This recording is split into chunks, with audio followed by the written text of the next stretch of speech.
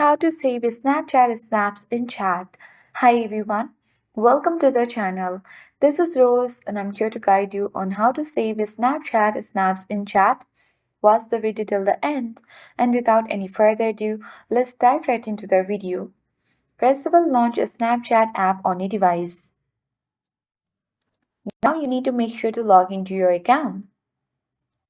Now head to the chat icon at bottom left corner of the screen. Now open particular chat where you wanna save the Snapchat snaps in chat. Now tap on save icon at bottom right corner of the screen and the snaps will be saved in your chat. You can easily view it in your chat once it has been saved further too. So in this way you can successfully save Snapchat snaps in chat. I hope this video was helpful. If it was, then do like, share, comment, and don't forget to subscribe.